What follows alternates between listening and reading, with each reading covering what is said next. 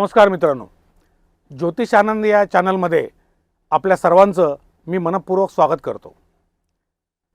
आज जागतिक पुस्तक दिन, त्यानिमित्त सर्वांना मनपूर्वक शुभेच्छाही देतो आणि एक आवाहन करतो की सध्याच्या सोशल मीडियाच्या जगामध्ये जमान्यामध्ये लोप पावत चाललेली लेखन संस्कृती, वाचन संस्कृती आणि पुस्तकं यांची परंपरा आपण सगळ्यांनी टिकवून ठेवली पाहिजे। लेखन संस्कृती आणि वाचन संस्कृती ही टिकली पाहिजे, या दृष्टीने सगळ्यांनी प्रयत्न करावेत। हे या निमित्ताने, आजच्या या जागतिक पुस्तक दिनाच्या निमित्ताने मी सर्व माझ्या मित्रवर्गाला, बंधू भगिनींना विनम्र आवाहन करतो। मित्रांनो, मागच्या काही एपिसोड्समध्ये आपण ग्रहांच्या मालिकेमध्ये दोन ग्रह अभ्यासले, सूर्य आणि चंद्र यांची स्थानगत फल काय आहेत हे आपण संक्षिप्त रूपात आणि महत्त्वाचे काही मुद्दे त्यामध्ये आपण पाहिले। आज ज्या ग्रहाबद्दल मी चर्चा करणार आहे तो अत्यंत प्रसिद्ध, ज्याच्याबद्दल जनसामान्यांमध्ये एक विलक्षण कुतूहल, अनाकलनीय थोडीशी भीती, क्युरिओसिटी असते, त्या ग्रहाबद्दल मी आज बोलणार आहे। आणि तो ग्रह दुसरा तिसरा कोणीही नसून ग्रह मालिकेतील आजचा तिसरा ग्रह अर्थात साक्षात मंगळदेव म्हणजेच मंगळ ग्रहाबद्दल आपण आज साधक बाधक चर्चा करणार आहोत। मंगळ ग्रहाबद्दल जेवढं बोलावं तेवढं कमीच आहे मित्रांनो। मंगळाला भौमपुत्र म्हणतात, भूमीचा पुत्र येतो। त्यामुळे मंगळ म्हणजे अतुलनीय साहस, अतुलनीय पराक्रम, ऊर्जा, ताकद, उत्साह, पुरुषार्थ, ज्याला आपण डेअरिंग म्हणतो, मग ती स्त्रीमध्ये असो किंवा पुरुषामध्ये असो, अशी ही मंगळाची जी काही क्वालिटी आहे ती आपण स्त्री पुरुषांमध्ये बघतो। म्हणून मंगळाला आपल्या या नवग्रहांमध्ये सेनापती म्हणतात। जो आपलं संरक्षण करतो तो सेनापती, जनरल किंवा फील्ड मार्शल, जो आपल्या भारताच्या सीमेवरती आपल्या सर्व भारतीयांचं, नागरिकांचं संरक्षण करतो तो मंगळ, भूमीचा पुत्र मंगळ। आणि अंकशास्त्रामध्ये मंगळाला 9 हा आकडा दिलेला आहे। आता लक्षात घ्या मित्रांनो की मातेच्या उदरामध्ये जेव्हा बालक असतं गर्भामध्ये, तेव्हा त्याचा आकार हा इंग्लिश 9 या आकारासारखा दिसतो। म्हणून 9 या आकड्याला अनन्यसाधारण महत्त्व आहे।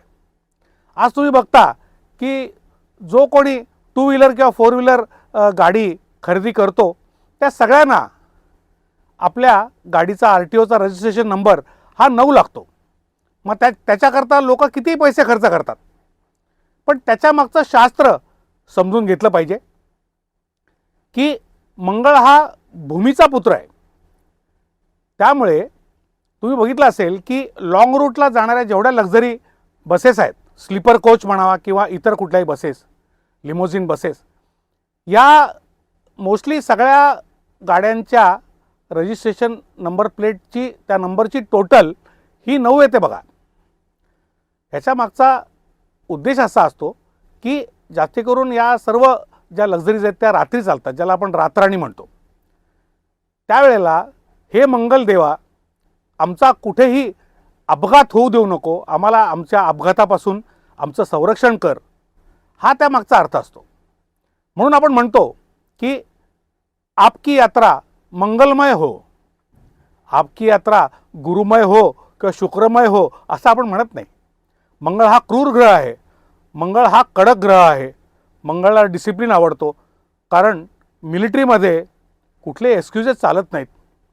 जेव्हा त्या सैन्याच्या तुकडीचा जो प्रमुख असतो तो जेव्हा आपल्या सैन्याच्या तुकडीला म्हणतो की कोई शक, तेव्हा नो सर असंच उत्तर अपेक्षित असतं. म्हणजे त्यांनी दिलेले आदेश हे शिरसावंदे मानून आपल्याला पुढची युद्धातली धडक कारवाई करायची असते आणि विजयश्री खेचून आणायची असते. तिथे कोणी जरी येस सर म्हटलं तर त्याचं कोर्ट मार्शल झालंच म्हणून समजा. असा हा मंगळ लिडरशिपचा कारक, साहसाचा कारक, अतुलनीय शौर्याचा कारक. मी मागे सांगितलं होतं की छत्रपती शिवप्रभूंची जी जन्मतारीख आहे ती 19 आहे. 1 आणि 9 म्हणजे 1 हा सूर्य आहे, 9 हा मंगळ आहे. म्हणून त्या रविमंगळ युतीने अतुलनीय पराक्रम आज युद्धभूमीवर दाखवला आणि त्याची फळं आपण आज खऱ्या अर्थाने चाखतो आहोत.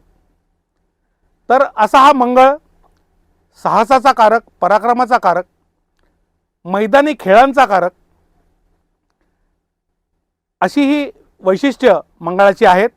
मंगळ हा जरूर पापग्रह म्हणून आमच्या ज्योतिषशास्त्रात गणला गेलेला आहे, पण मी त्याला कडक ग्रह म्हणीन, डिसिप्लिनचा ग्रह म्हणीन, ज्याला शिस्त आवडते तो ग्रह म्हणीन. अर्थात ज्योतिषशास्त्रामध्ये तो एक क्रूर, तप्त, अग्नितत्वाचा ग्रह म्हणून शास्त्रकारांनी वर्णन केलंय, तेही खरं आहे. मंगळ म्हणजे अफाट ऊर्जा आहे मित्रांनो. आता आपण म्हणतो की लहान मुलं, हल्लीची पिढी जरा हायपर आहे, खूप उछलकूद करते, खूप दंगा करते, घरी वस्तूंची फेकाफेक चालू असते. तेव्हा आपण त्या पालकांना म्हणतो की तुमच्या मुलांची एनर्जी ही चॅनलाइज करा, त्यांना कुठेतरी स्विमिंगला पाठवा, त्यांना मैदानी खेळ खेळायला पाठवा किंवा त्यांना जुडो कराटेच्या क्लासेसला पाठवा, म्हणजे त्यांची एनर्जी चॅनलाइज होईल. त्यांना घरी बसून घर कोंबडं करू नका, त्यांना कम्फर्ट झोनमध्ये जास्त ठेवू नका. ह्याचं कारण असं आहे की मंगळाला कम्फर्ट झोन बिलकुल आवडत नाही, त्याला फील्डवर जायला आवडतं, त्याला बाहेर जाऊन पराक्रम गाजवायला आवडतो. आणि म्हणूनच मला मागे मी सांगितलं ग्रहांचं उच्चत्व आणि नीचत्व जे आहे त्याच्यामध्ये मंगळ हा शनीच्या मकर राशीत उच्चत्व प्राप्त करतो. तसं बघायला गेलं तर मंगळ आणि शनी हे कट्टर शत्रू आहेत मित्रांनो. म्हणूनच की एखादा पराक्रम कधी त्याचं महत्त्व लोकांना कळतं, तो कधी पराक्रम गाजवला जातो, तो शत्रूच्या घरी, शत्रूला हरवून नेस्तनाबूत करून विजयश्री जेव्हा संपादन करून तो योद्धा घरी येतो तेव्हा त्याला त्याचा पराक्रम लोकांना दिसून येतो की त्याच्या तलवारीची धार कशी आहे, त्याचा पराक्रम कसा अतुलनीय होता. हे जोपर्यंत तो योद्धा शत्रूच्या घरी, जसं आपण मागे मे मध्ये पण सर्जिकल स्ट्राईक केले, युद्ध केलं, शत्रूच्या घरी जाऊन आपण त्यांना नामोहरम केलेलं आहे, तो पराक्रम आहे. म्हणून मंगळाला कम्फर्ट झोन बिलकुल आवडत नाही की सगळ्या सुखसोयी आहेत आणि बसलाय सेनापती आपला राज्याचा, अय्याशी करत विलासी वृत्ती गाजवत, त्याला बिलकुल आवडत नाही. जोपर्यंत तो युद्धभूमीवर जात नाही पराक्रम गाजवण्यासाठी, त्याची युद्धभूमी हेच त्याचं सुखस्थान आहे, तोच त्याचा कम्फर्ट झोन आहे. म्हणून शनीसारख्या शत्रुग्रहाच्या मकर राशीत मंगळ हा उच्चीचा मानला जातो. आता तुम्हाला समजलं असेल की मंगळ हा मकरेत उच्चीचा का मानला जातो. असं हे विलोभनीय आणि अत्यंत महत्त्वाचं रूप मंगळाचं आज आपण स्थानगत फलांनी आपण बघणार आहोत. अर्थात मंगळाबद्दल खूप काही बोलण्यासारखं आहे, भरभरून बोलण्यासारखं आहे. आता तुम्हाला माहिती असेल की ज्योतिषशास्त्र हे प्राचीन काळापासून सांगत आलेलं आहे की मंगळ हा लाल आहे, विटकरी लाल आहे, क्रिम्झन रेड. आणि मंगळाचं रत्न जे आहे त्याला आपण पोवळं म्हणतो किंवा हिंदीमध्ये मुंगा असं म्हणतात आणि इंग्लिशमध्ये कोरल असं म्हणतात, ते विटकरी लाल रंगाचं रत्न आहे. आता आपल्या हिंदू संस्कृतीमध्ये आपल्या मुलीचं जेव्हा लग्न होतं तेव्हा मंगळसूत्राचं डिझाईन हे कसं केलं आहे बघा आपल्या शास्त्रकारांनी, की ते एक संरक्षक कवच आहे. एखादी मुलगी जेव्हा 18-20 वर्षाच्या माहेरचा अनुभव घेऊन जेव्हा अनोळखी अशा सासरी जायला तयार होते तेव्हा तिच्यामध्ये धारिष्ट्य यावं, साहस यावं, डेअरिंग यावी, आत्मविश्वास वाढावा, याकरता आपल्या शास्त्रांनी मंगळसूत्राची रचना केलेली आहे. त्यामध्ये बघा की काळे मणी आहेत, मग ते सोन्याच्या तारेमध्ये असतील किंवा चांदीच्या तारेमध्ये असतील. काळे मणी, त्याच्यानंतर म्हणजे काळ्याला मी अर्थ असा म्हणतो की तो शनी आहे, शनीचा रंग काळा आहे. म्हणजे आपण म्हणतो ना की बाळाला आपण तीट लावतो की नजर लागू नये म्हणून, तशी विवाहित स्त्रीकडे कोणीही वाकड्या नजरेने बघू नये याच्याकरता गळ्यात घातलं गेलेलं संरक्षक कवच, संरक्षक सूत्र म्हणजे मंगळसूत्र. काळे मणी, 2 सोन्याच्या वाट्या आणि आपल्या ऐपतीप्रमाणे दोन्हीकडे 2-2 कॅरेटची 2 पोळी, हे खरं मंगळसूत्राचं डिझाईन आहे. पोळी का? कारण सासुरवाडीमध्ये आपली मुलगी एकदम नवीन असणार आहे आणि तिथल्या घरातल्या चालीरीती, तिथली संस्कृती, तिथली त्यांची नातेवाईक मंडळी, नवरा, सासू, सासरे, दीर, नंदा ज्या काय असतील, त्यांनी आपली मुलगी गांगरून जाता कामा नये आणि ती तिथे धीराने राहून आपला आत्मविश्वास दाखवून हळूहळू त्या घराचं सगळं महत्त्वाचं जे काम आहे ते आपल्या हातात घेऊन जबाबदारीने वागून तिथे आपलं एक स्थान बळकट करण्यासाठी जो आत्मविश्वास लागतो तो त्या पवळ्याने आपल्याला मिळतो. आणि त्याचा अंतर्भाव म्हणून मंगळसूत्रामध्ये आपल्या प्राचीन शास्त्रांनी जे मंगळसूत्राचं डिझाईन केलं आहे त्यामध्ये ते दिला होता. आजकाल मंगळसूत्र हे कसं डिझाईन करतात हे हा मोठा संशोधनाचा विषय आहे, असो त्याबद्दल मला बोलायचं नाही. पण आपली संस्कृती ही शास्त्राधिष्ठितच होती, सायंटिफिक होती. प्रत्येक गोष्टीला सायंटिफिक बेस आहे, हे लक्षात घ्या. काळे मणी शनी म्हणजे नजर लागू नये, 2 सोन्याच्या वाट्या म्हणजे गुरु आला, सोनं म्हणजे गुरु आहे, म्हणजे गुरुचा आशीर्वाद असावा. ती अन्नपूर्णा म्हणून ह्या घरातनं त्या घरात जाते, त्यामुळे जसा या घरात अन्नाचा तुटवडा नाही भासला तसा सासरी पण अन्नाचा तुटवडा कधी भासू नये. अन्नपूर्णा देवीचा आशीर्वाद तिच्या सासरी मिळावा, कारण सोनं म्हणजे गुरु आहे, ज्युपिटर, आणि पोवळं म्हणजे मंगळ आहे, तिच्यामध्ये एक विशिष्ट प्रकारचा आत्मविश्वास यावा, डेअरिंग यावी, असं त्या मंगळसूत्राच्या मागचा हा अर्थ आहे. म्हणून त्याला मंगळसूत्र म्हणतात, त्याला गुरुसूत्र किंवा शुक्रसूत्र नाही म्हणत. की तुमच्यामध्ये डेअरिंग आहे. मग मंगळ वाईट आहे का? तर नक्की नाही मित्रांनो. आपकी यात्रा मंगलमय हो. आणि लग्न लागल्यानंतर सुद्धा आपण शुभ मंगल सावधान म्हणतो, शुभ बुध सावधान किंवा शुभ शुक्र सावधान नाही म्हणत. इतकं या ग्रहाला महत्त्व आहे. अर्थात मंगळ म्हणजे पुरुषार्थ आहे. आता विवाह विषय हा त्याच्यावर अनेक एपिसोड होणार आहेत, पण मला काही गोष्टी इथे आत्ता तुमच्या कानावर घालाव्याशा वाटतात. आपण अष्टकूट मिलान करतो, 36 गुण बघतो. मुलीसाठी समजा मुलाची पत्रिका आली तर गुणमेलन करतो आणि 36 पैकी 28 किंवा 30 गुण मिळाले म्हणून खुश होतो आणि पुढच्या वाटचालीला लागतो वाटाघाटींना. पण एक गोष्ट लक्षात घेतली पाहिजे की आपली जर मुलीकडची बाजू असेल तर आपल्या मुलीसाठी जे स्थळ आलेलं आहे मुलाचं, त्या मुलाच्या कुंडलीत मंगळाची स्थिती काय आहे हे नक्की आपण तपासलं पाहिजे. याचं कारण असं आहे, मंगळ हा संरक्षक ग्रह आहे. मंगळाचे रोल कसे आहेत बघा, भूमिका कशा मंगळ पार पाडतो हे लक्षात घ्या मित्रांनो. लग्नाच्या आधी त्या मुलीचा भाऊ हा तिचा संरक्षण करता असतो, तिचं रक्षण करतो किंवा त्यांनी बहिणीचं रक्षण करावं अशी अपेक्षा असते. तेव्हा तो लग्नाच्या आधी असलेला भाऊ हा मंगळ आहे.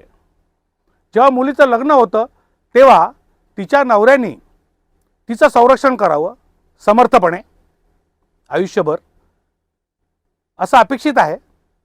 त्यामुळे लग्नाच्या वेळी जसं म्हणतात ना की men are from Mars and women are from Venus, तसं लग्नाच्या वेळी वधूला शुक्र म्हणून बघितलं जातं आणि वराला मंगळ म्हणून बघितलं जातं. त्याचप्रमाणे लग्न झाल्यानंतर आपल्या संस्कृतीमध्ये आपली जी वहिनी असते ती मातेसमान असते. म्हणजे सासरी गेल्यानंतर जो दीर आहे त्यांनी पण आपल्या वहिनीचं समर्थपणे रक्षण करणं हे त्याचं आद्य कर्तव्य मानलेलं आहे. त्यामुळे आपण मंगळाला दीराच्या भूमिकेत पण बघतो. बघा किती मंगळाची रूप आहेत हे लक्षात घ्या. त्यामुळे विवाहाच्या वेळेला मुलाच्या कुंडलीत मंगळ कसा बसलेला आहे, तो कमजोर आहे का?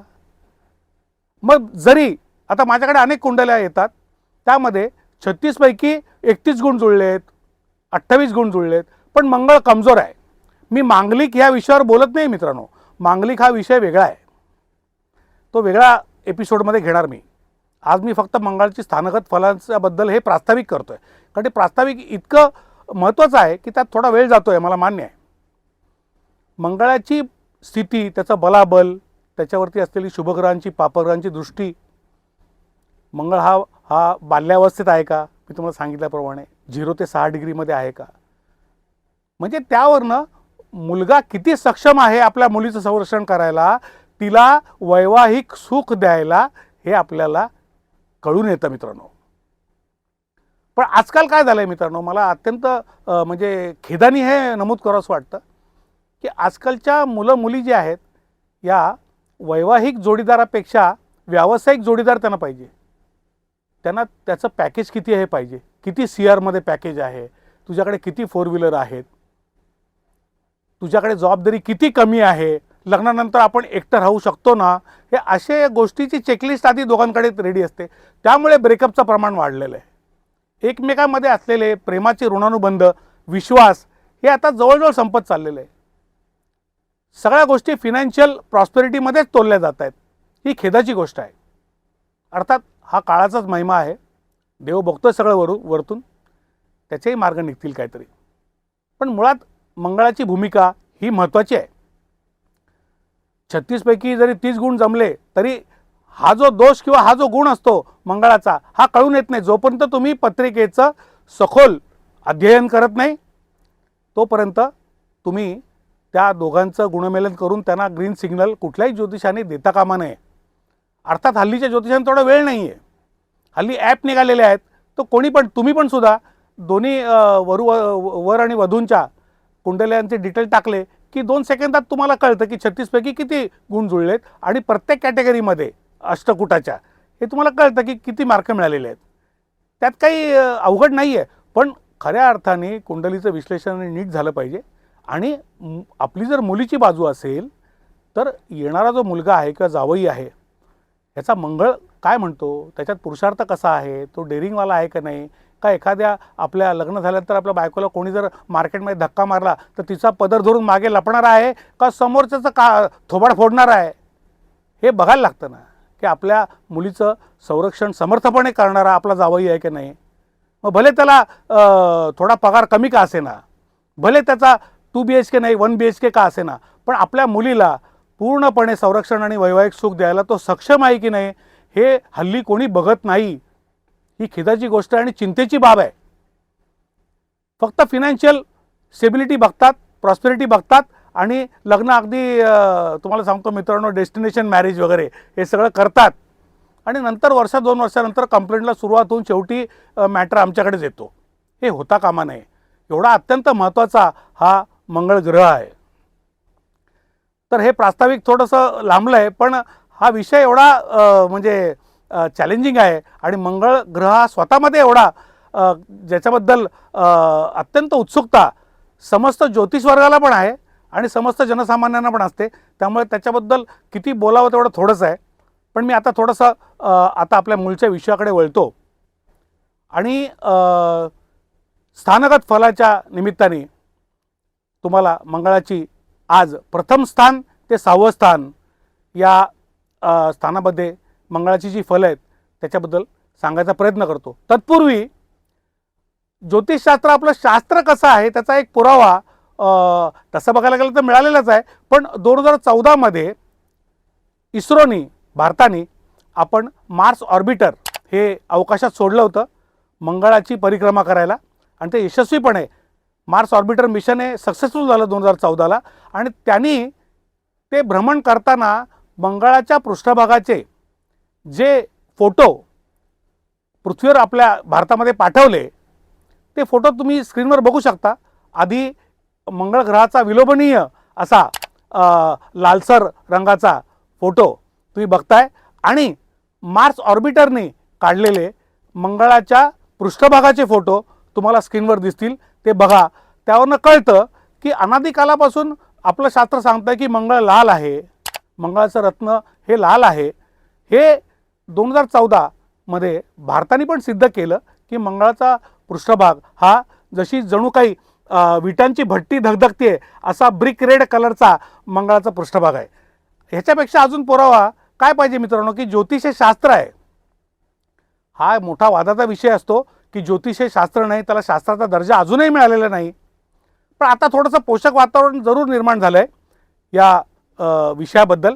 तर त्याचा हा पुरावा 2014 मध्ये जेव्हा भारताने मार्स ऑर्बिटर सोडलं होतं अवकाशामध्ये, त्याचे फोटो अख्ख्या जगाने पाहिलेले आहेत. त्याचा पृष्ठभाग हा लालच आहे. त्यामुळे ह्याच्यापेक्षा अजून कुठला पुरावा मला नाही वाटत की आवश्यक आहे की हे शास्त्र आहे हे सांगायला. आता वळूया आपण मंगळाच्या प्रथम स्थानातली स्थानगत फलं आपण अभ्यासूया. मी तुम्हाला मागे सांगितलं की आपल्या शरीराची उत्पत्ती ही मंगळ ग्रहापासून झालेली आहे. आपलं फिजिकल बॉडी ही मंगळ त्याचा कारक आहे. आणि ही परत एकदा काळपुरुषाचीच कुंडली रेफरन्स म्हणून घ्यायला लागते दरवेळेला, म्हणजे तुम्हाला सगळ्यांना समजायला सोपं जातं. इथे रास कुठली असो, मी परत सांगतो, मी स्थानगत फलं सांगतोय, राशीगत फलं सांगत नाही, ती नंतर सांगणार आहे. पहिलं स्थान ह्याच्यामध्ये जर मंगळ असेल तर माणूस हा फिजिकली फार ॲक्टिव्ह असतो आणि स्वतःच्या बॉडी पोश्चर, स्वतःचा फिजिकल फिटनेस ह्याच्याकडे त्याचं विशेष लक्ष असतं. मग तो जिम करेल, व्यायाम करेल, स्वतःच्या शरीराकडे विशेष लक्ष देईल, स्वतःच्या फिजिकल फिटनेसकडे तो विशेष लक्ष देऊन त्याकरता पॅशनेट असेल, फिजिकल ॲक्टिव्हिटी तो खूप जास्ती करेल. हे असे ॲट्रिब्यूट्स इथे पहिल्या स्थानामध्ये हे आपल्याला बघायला मिळतात. त्याचप्रमाणे इथे असलेला मंगळ हा लीडरशिप देतो, धडाडी देतो, कमालीची डेअरिंग देतो, साहसयुक्त त्याचे सगळे आविर्भाव असतात आणि कृती असते.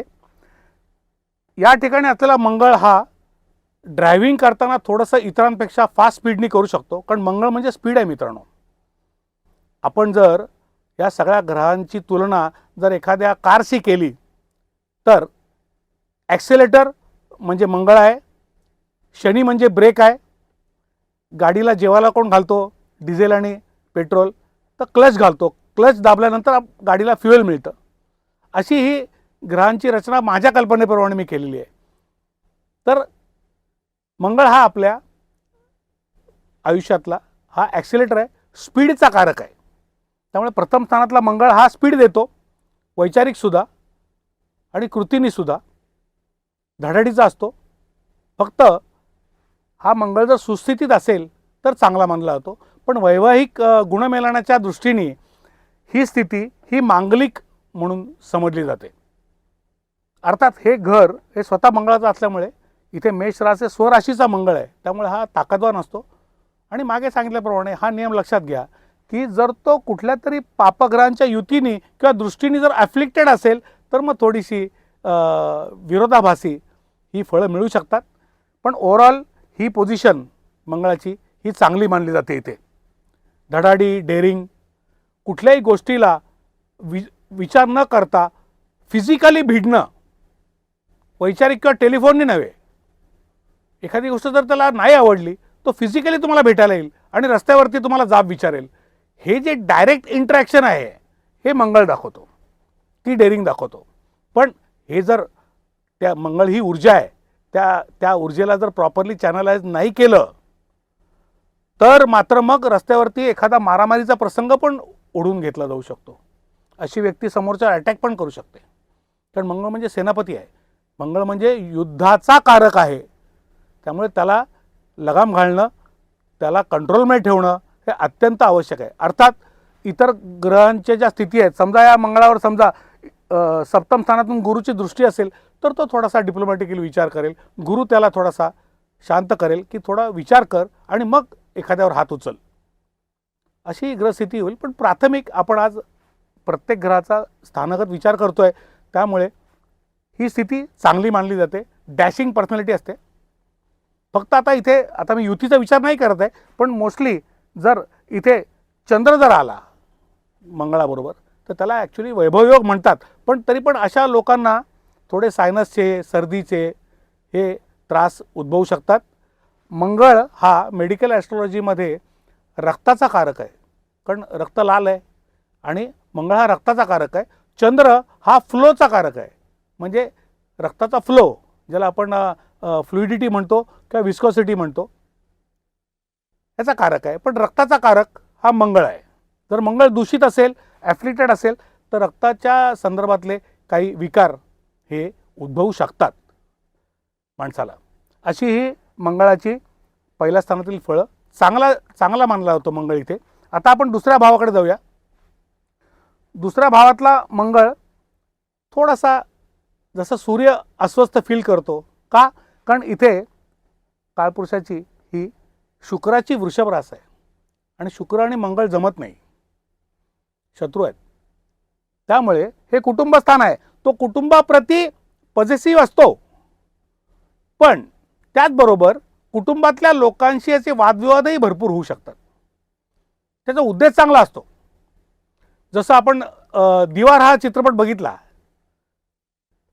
अमिताभचा उद्देश चांगला असतो पण मार्ग चुकीचा असतो. असं काहीसं त्याचं कुटुंबाबद्दल होऊ शकतं. बरं, हे वाचेचं स्थान आहे, त्यामुळे इथे असलेला मंगळ, जी वाणी आहे ती थोडीशी हार्श, थोडीशी पेनेट्रेटिंग, अटॅकिंग असं बोलणं, समोरच्याला थोडंसं जिव्हारी लागणं, हे होऊ शकतं. अर्थात ते परत मंगळाचं जे बलाबल आहे, किती डिग्रीवर आहे, कोणाच्या दृष्ट्या आहेत का, शुभ किंवा पापग्रह, त्यावरनं इथे असणारा मंगळ जर ॲफ्लिक्टेड किंवा दूषित असेल तर माणूस शिव्यांशिवाय बोलतच नाही. तुम्हाला सांगतो, प्रत्येक वाक्यागणिक त्याच्या तोंडामध्ये शिव्या येतात. अर्थात त्याच्या मनात काही नसतं, त्याला त्याच्या जवळचे जे लोक आहेत त्यांना माहिती असतं की ह्याच्या मनात काही नाही, पण भाषा ही शिवराळ असते. त्याचप्रमाणे खाय प्यायच्या सवयी हा तप्त ग्रह असल्यामुळे, क्रूर ग्रह असल्यामुळे ह्या लोकांना स्पायसी भोजन आवडतं, त्यांना गोड जेवण आवडत नाही. त्यांना आपल्या कोल्हापूरच्या भाषेत तांबडा पांढरा रस्सा जास्ती आवडतो, तळलेले पदार्थ जास्ती आवडतात, तिखट चटणी म्हणा, खरडा, ठेचा या लोकांना जास्ती आवडतो. अशा खायप्याच्या सवयी, या लोकांनी बोलण्यावर थोडं नियंत्रण ठेवावं असं माझं म्हणणं आहे. तर इथला मंगळ हा हे धनस्थान पण असल्यामुळे इथे कुटुंबासाठी धनसंचय करण्याकरता आटोकाट प्रयत्न करतो. पण इथे असलेला मंगळ थोडासा ह्याच्या बोलण्यामुळे धनप्राप्तीमध्ये अनेक उतार चढाव पण देतो, असं निदर्शनाला आलेलं आहे. त्यामुळे त्यांनी इथे मंगळ असलेल्या लोकांनी कमीच बोलावं, त्याचा परिणाम चांगला होईल. जेवढं कमी बोलता येईल, पण हे शक्य नसतं. अर्थात आपण बोलतो, पण ती कृती होईल की नाही हे इतर ग्रहस्थितीवर अवलंबून आहे. पण इथे मंगळ असलेला माझा सल्ला असा की त्यांनी कमी बोलावं, जेणेकरून वादविवाद होणार नाहीत आणि मग तुमचा फायदा, आणि तिथला मंगळ हा चांगलं कार्य करेल. एकंदरीत पाहता इथली पोझिशन ही थोडीशी 50-50, ही चांगली पण म्हणणार नाही, वाईटही म्हणणार नाही. बरोबर आहे. हां, आता विवाहाच्या दृष्टीने ही काही मांगलिक स्थिती नाही मंगळाची, पण काही साऊथकडचे जे काही ज्योतिषी महान पंडित लोक आहेत किंवा शास्त्र आहे, ते सप्तम स्थानाचं हे 8वं स्थान येतं, म्हणून इथल्या मंगळाला सुद्धा मांगलिक आहे असं म्हणतात. आपल्याकडे नाही म्हणत. आपल्याकडे तुम्हाला एक जनरल सांगून ठेवतो, विवाहाचा विषय नंतर घेणार आहे मी, पण हे ओघाओघाने येतं म्हणून मी सांगतो की हा जो आडवा व्ही आहे, हा व्ही, हा 12वं स्थान, पहिलं स्थान, 4थं स्थान, 7वं स्थान आणि 8वं स्थान, हा जो आडवा व्ही येतो, इथे कोणाच्याही कुंडलीत जर मंगळ कुठेही असेल या पाच घरांमध्ये, स्थानांमध्ये, तर त्याला मंगळ दोषांची किंवा मांगलिक कुंडली असं म्हणतात. इतर राशी, परत सांगतो, इतर राशी तुमच्या कुठलेही असतील, हे स्थान लक्षात घ्या. 12वं स्थान, पहिलं स्थान, 4थं स्थान, 7वं स्थान आणि 8वं स्थान, या स्थानामध्ये कुठेही मंगळ असेल तर त्याला मांगलिक कुंडली आहे असं म्हणतात. आता आपण महत्त्वाच्या तिसऱ्या स्थानाकडे जातोय. तिसरं स्थान अर्थात पराक्रम स्थान, कम्युनिकेशनचं स्थान, मार्केटिंगचं स्थान. इथे मंगळ चांगली फळं देतो. शरीरशास्त्राप्रमाणे तिसरं स्थान हे आपले दोन्ही हात आहेत, आपले बाहू आहेत मित्रांनो, खांद्यापासून ते आपल्या हाताच्या पंजापर्यंत. त्यामुळे इथे असलेला मंगळ या लोकांना आम्ही सल्ला असा देतो की जे काम हाताने करण्यासारखं आहे ते तुम्ही करा.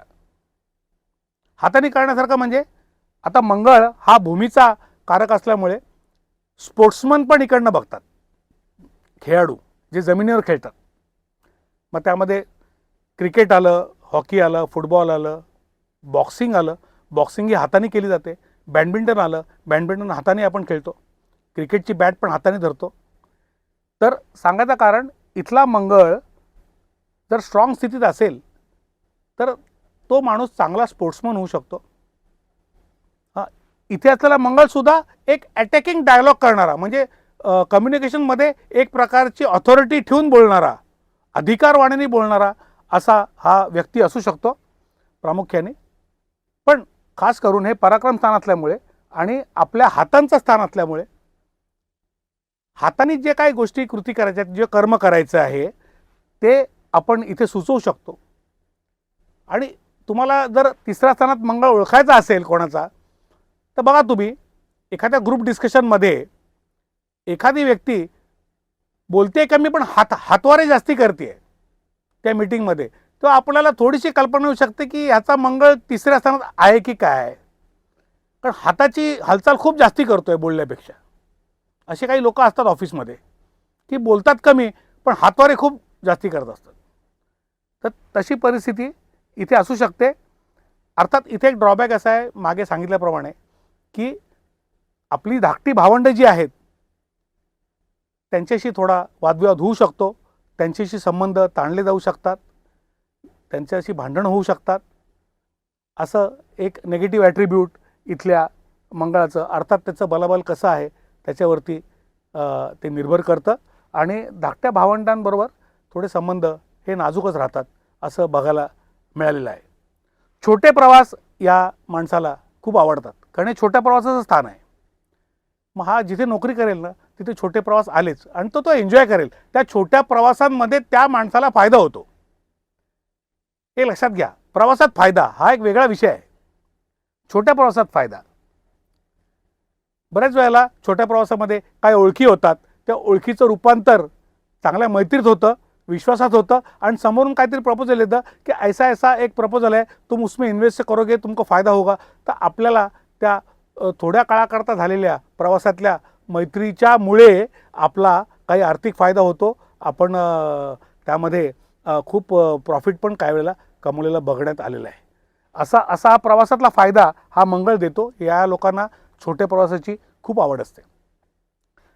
म्हणून पहिल्या स्थानाबरोबरच तिसऱ्या स्थानातला सुस्थितीतला मंगळ हा चांगला मानला जातो.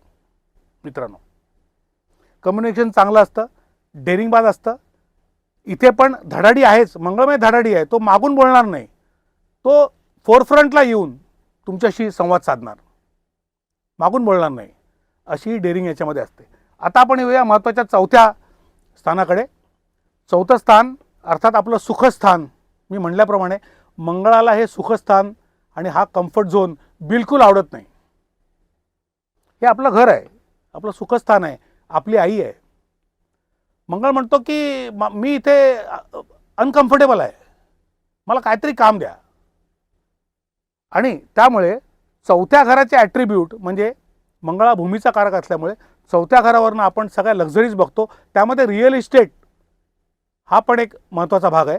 त्यामुळे इथे मंगळ असलेल्या लोकांनी जर रिअल इस्टेटचा व्यवसाय केला, किंवा शिक्षणामध्ये जर सिव्हिल इंजिनिअरिंग केलं, किंवा आर्किटेक्ट झाला, आर्किटेक्चरल ब्रँचचं पण जर स्टडी केला, कारण चौथ्या घराशी निगडीत जेवढे ॲट्रिब्यूट्स आहेत त्यामध्ये मंगळ त्यामध्ये यश देतो.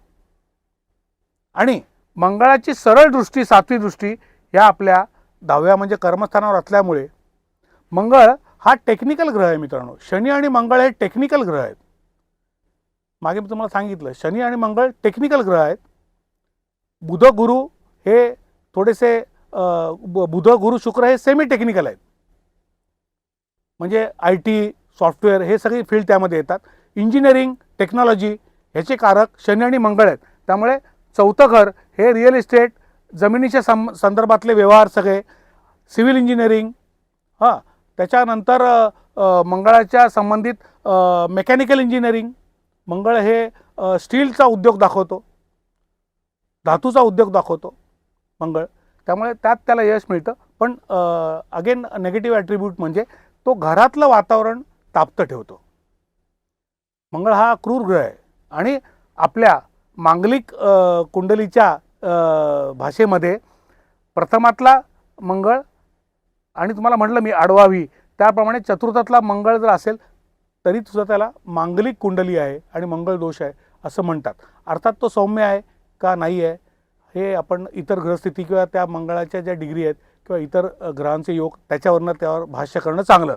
पण घरातला मंगळ हा मागे म्हटल्याप्रमाणे तो घराच्या बाहेरच सुख देतो, त्याला घरात राहावंसं वाटत नाही. आणि तो मागे मला म्हटलं की इथे कुठलेही पापग्रह जर आले तर त्या माणसाला घरी ठेवू देत नाहीत, त्यांना घराच्या बाहेरच ठेवतात.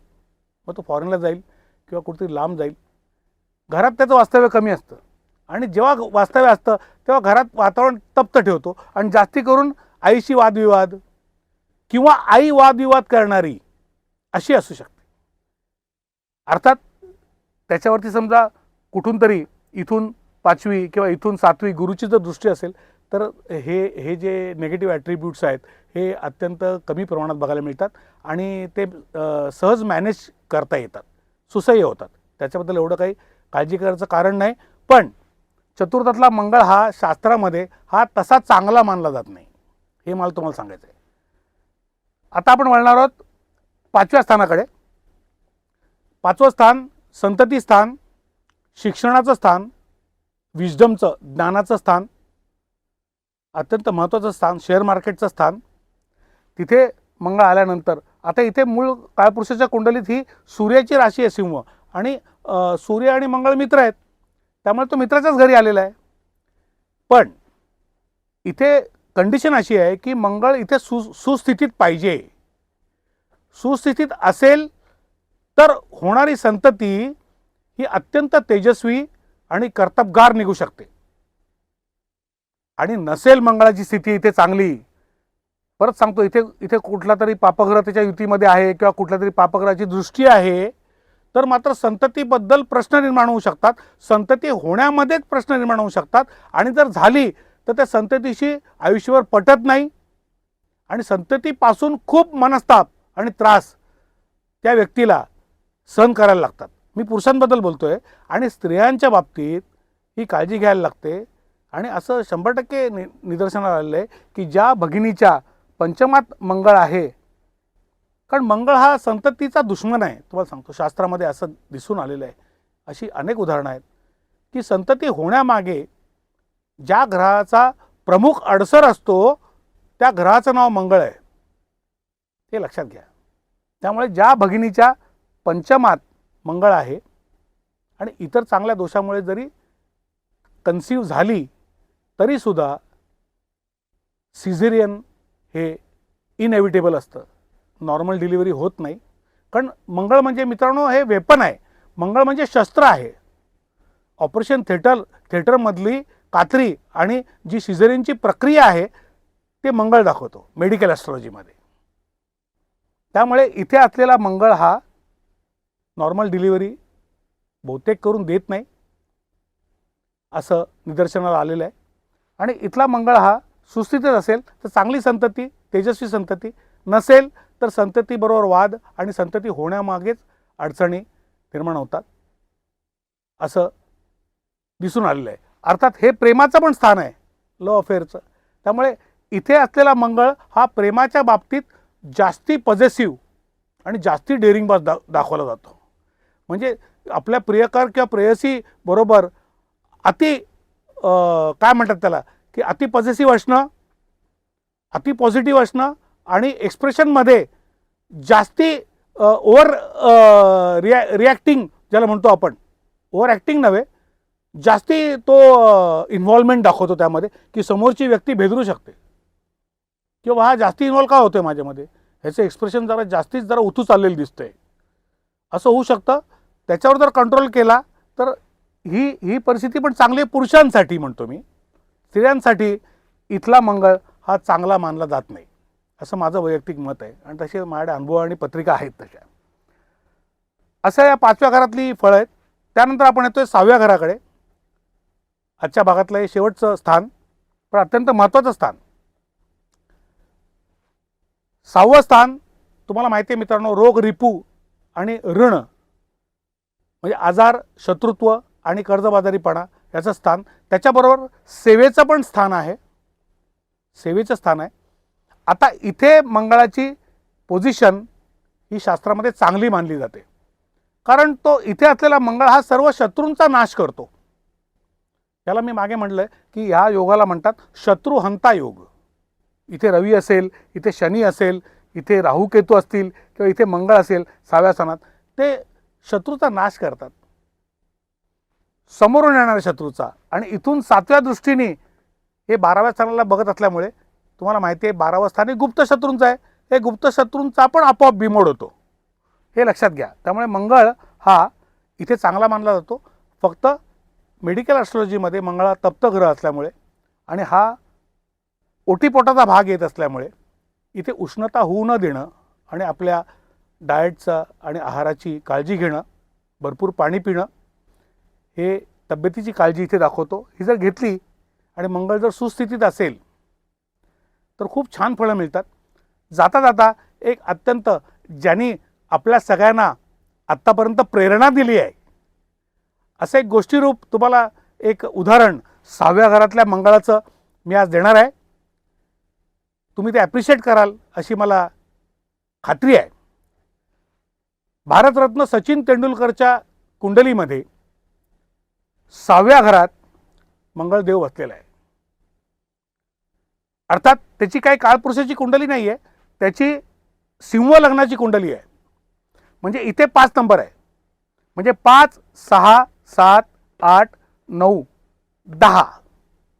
मकर राशी 6व्या स्थानात मंगळ आहे. म्हणजे लक्षात घ्या मित्रांनो, 6वं स्थान हे शत्रूंचं आहे, 6वं स्थान हे कॉम्पिटिशनचं आहे, स्पर्धेचं आहे. आणि तिथे मंगळ महाराज हे उच्च बसलेले आहेत आणि मंगळ भूमीचा पुत्र आहे. आज सचिननी जो मैदानावरती, क्रिकेटच्या मैदानावरती जो म्हणजे भीमपराक्रम दाखवलेला आहे आतापर्यंत, त्याला तोड नाही आहे. म्हणून तर त्याला गॉड ऑफ क्रिकेट म्हणतात. ते का शक्य झालं? कारण उच्चीचा मंगळ हा स्पर्धेच्या ठिकाणी आहे, शत्रुहंता योगाच्या ठिकाणी आहे. त्यामुळे पाकिस्तानचा कुठलाही बॉलर असो फास्टर, बरोबर आहे, किंवा वेस्ट इंडिजचा खुखार बाउन्सर टाकणारा बॉलर असो, त्याचा लिलया त्यांनी समाचार घेतलेला आहे. लिलया घेतला आहे, या शब्दाला अंडरलाईन करा. ओढून ताणून नाही. जसं सुनील गावस्कर बद्दल आपल्याला प्रचंड मला कौतुक वाटतं. आमच्या पिढीचा खरा हिरो सुनील गावस्कर, नंतर सचिन. हे दोघं जण आऊट झाले की आम्ही टीव्ही बंद करायचो. ह्याचं कारण सुनील गावस्करचं महत्त्व असं की ती वामन मूर्ती असून आणि त्यावेळेला विंडीजचे अक्षरशः राक्षस असलेले गोलंदाज Holder, Holding, Malcolm Marshall, Joel Garner, हे सगळे 7.5, 7.5 फूट असलेले हे गोलंदाज जेव्हा ते बाउन्सर टाकायचे तेव्हा त्या माणसांनी, आमच्या या लिटिल मास्टरनी आयुष्यात कधीही हेल्मेट घातलेलं नाही. म्हणजे त्याची डेअरिंग किती असेल. अर्थात गावस्कर साहेबांची कुंडली माडे नाही आहे, पण मी इथून सांगू शकतो की सुनील गावस्करचा मंगळसुद्धा अतिशय उत्तम स्थितीत, जसा सचिनची कुंडली जी अर्थात अवेलेबल आहे नेटवर तीचं, नाहीतर वाद घालण्यात काय अर्थ नाही. आपण प्रेरणा घ्यायची की ही कुंडली बरोबर नाही, ही फेक कुंडली आहे वगैरे. हां, मग व्हायरल सत्य काढायचा प्रयत्न इथे करू नका. यातनं आपल्याला फक्त प्रेरणा घ्यायची आहे की मकरेचा मंगळ स्पर्धेच्या ठिकाणी, शत्रूच्या ठिकाणी किती अतुलनीय पराक्रम गाजवू शकतो मैदानावर, खेळाडू या नातानी. अर्थात शैक्षणिक बाबतीत सचिनला तेवढं यश नाही मिळालं, कारण इथे 5, 6, 7, 8 शिक्षणाच्या तिथे वृश्चिक रास आहे मंगळाची आणि ती शत्रूच्या ठिकाणी गेली आहे. त्यामुळे आपल्याला दिसतं की शिक्षणात विशेष यश नाही त्याला मिळालं, पण ते यश त्यांनी मैदानावरती अतुलनीय पराक्रम गाजवून अजूनही बरेचसे रेकॉर्ड त्याची कोणी मोडू शकत नाही अशा परिस्थितीत आहोत. आणि आपण त्याला सर्वोच्च नागरी सन्मानाने सन्मानित केलं भारतरत्न या किताबाने. त्याचा खरा कारग्रह, त्याच्या कुंडलीतला, त्याचं आयुष्य घडवणारा, परत 4थ्या घरात वृश्चिकाचा मंगळ म्हणजे माता पण तिकडनं बघितली जाते. मातेचा अतिशय भक्कम सपोर्ट, आणि मंगळ म्हणजे आपले भाऊ पण आहेत, त्यामुळे त्याचे जे 3 भाऊ आहेत त्यांचा भक्कम सपोर्ट, म्हणजे मंगळ किती बाजूनी, किती वेगवेगळ्या भूमिकातून सचिनला पोषक ठरलाय हे लक्षात घ्या. आणि मकरेचा मंगळ शत्रुस्थानी स्पर्धेच्या ठिकाणी अतुलनीय पराक्रम गाजवून गेला आणि आज भारतरत्न म्हणून सर्वोच्च नागरी सन्मानाने आपण त्याला गौरवलं आणि अख्खं क्रीडा विश्व त्याला गॉड ऑफ क्रिकेट म्हणतं. म्हणजे मंगळाचा रोल आपल्या वैयक्तिक जनसामान्यांच्या कुंडलीत आपण जर ओळखला तर किती महत्त्वाचा आहे हे लक्षात घ्या. मंगळा पापग्रह म्हणून त्याला तुम्ही बदनाम करू नका. मंगळ हा एक आपला संरक्षण करता आहे, आपलं संरक्षक कवच आहे हे लक्षात घ्या. कुठलाही ग्रह वाईटही नाही चांगलाही नाही आहे. वाईट असेल तर त्याला चांगलं करायचं आहे, आनंद द्यायचा आहे, आनंद घ्यायचा आहे. अशा वृत्तीने आपण पुढे जायचं आहे. आज आपण प्रथम स्थानापासून 6व्या स्थानापर्यंत मंगळाची स्थानगत फलं संक्षिप्त रूपात जशी मला आठवली आणि तुम्हाला सांगावीशी वाटली त्या प्रमाणात मी विशद करण्याचा प्रयत्न केला आहे प्रामाणिकपणे. पुढच्या गुरुवारी सप्तम स्थानापासून ते द्वादश स्थानापर्यंत मंगळाची स्थानगत फलं आपण चर्चा करणार आहोत, त्याचा अभ्यास करणार आहोत. पुढच्या आठवड्यात नक्की भेटूया. बघा, आवडलं तर शेअर करा, लाईक करा, सबस्क्राईब करा. तोपर्यंत तुर्तास निरोप घेतो. नमस्कार.